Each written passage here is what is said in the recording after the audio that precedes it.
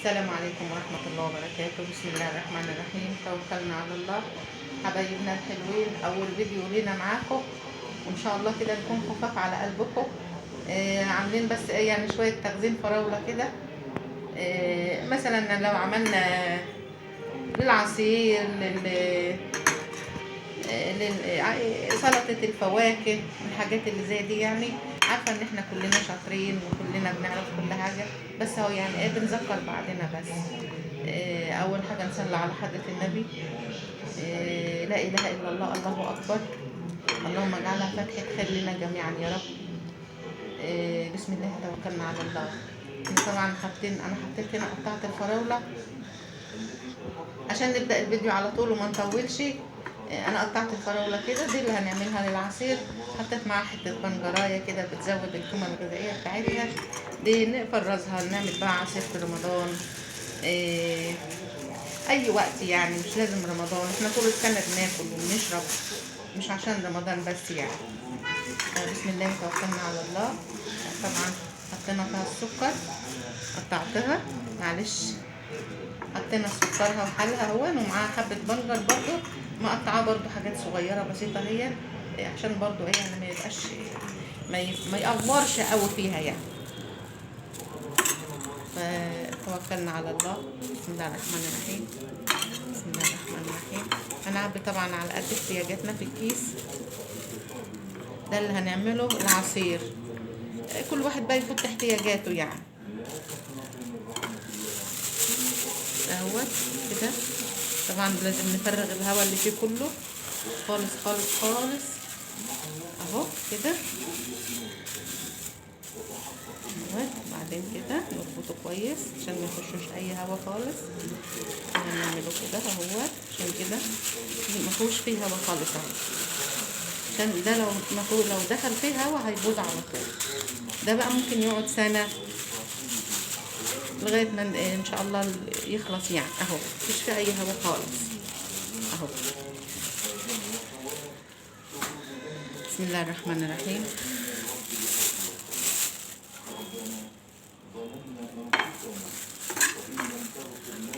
ثواني معلش كده، في حاجة هجيبها برضو معلش.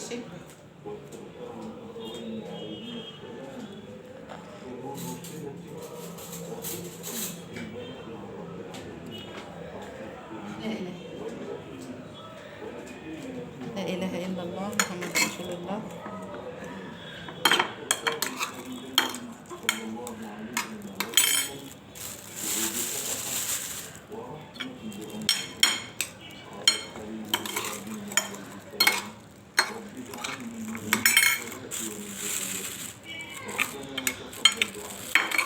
كلنا بنشتغل بإيدينا يعني، ربنا ييسر الأمور لنا جميعا يا رب إن شاء الله. نكون خفيف على قلبكم، وبنتمنى يعني فضلا وليس أمرا الاشتراك للقناة. قناة جديدة بقى، وإن شاء الله تكمل وتبقى كده كبيرة بينا كلنا إن شاء الله يا رب.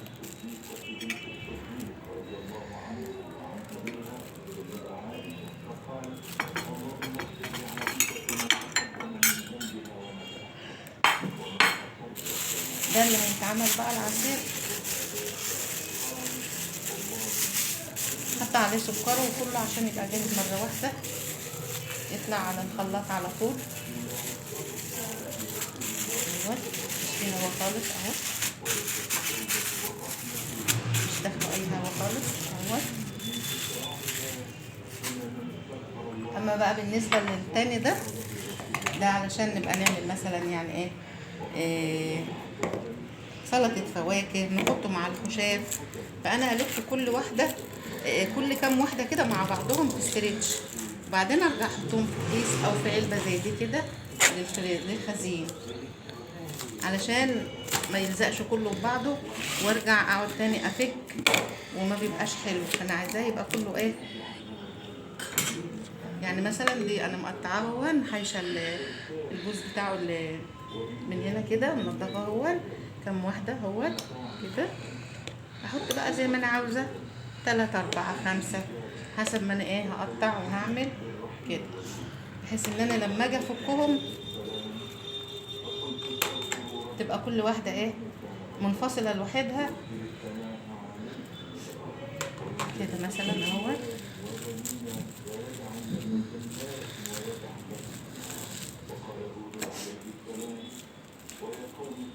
ده مثلا كده لفها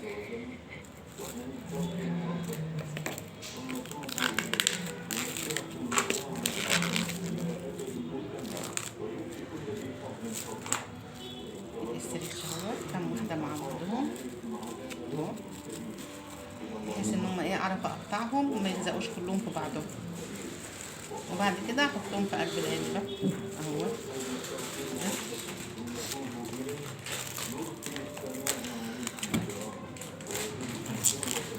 ده نيجي نعمل سلطة فواكه، نحطه مع الخشاف، اعرف بقى اطلعهم واقطعهم يعني.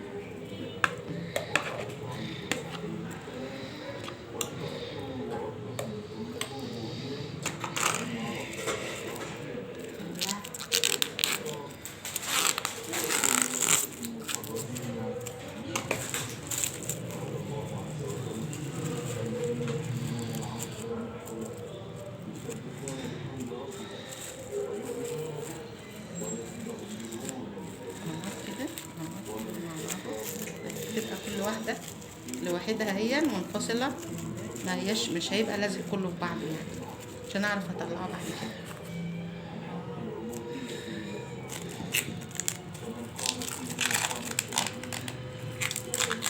بسم الله الرحمن الرحيم، توكلنا على الله.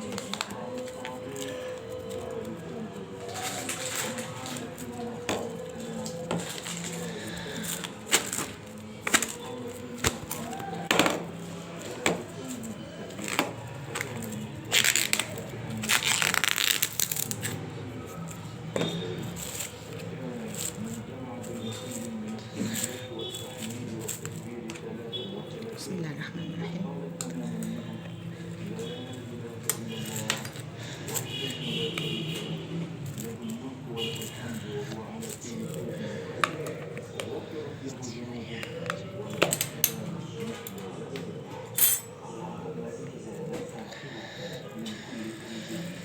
ايوه، وبرضه دي طريقة برضه تانية هي اهي.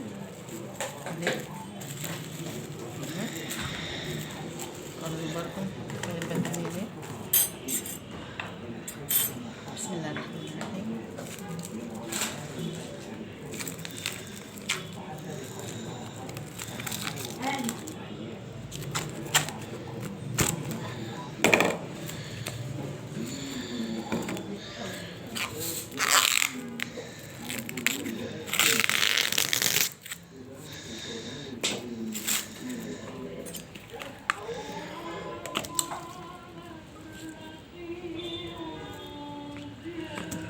لا اله الا الله. بسم الله الرحمن الرحيم، توكلنا على الله.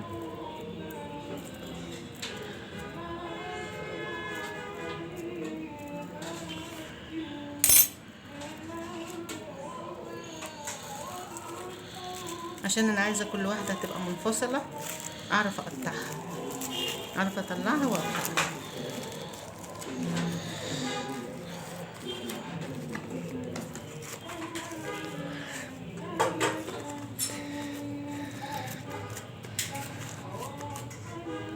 واحد بقى ممكن نحط كده حبايتين جنب منهم اهما كده اهو.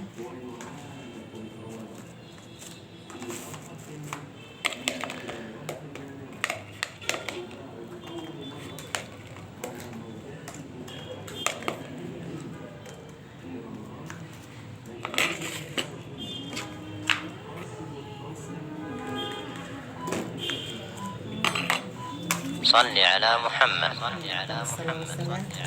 كده هون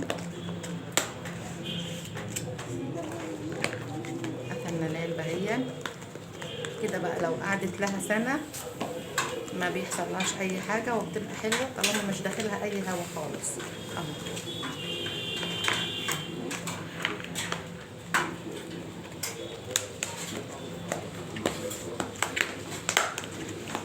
تمام.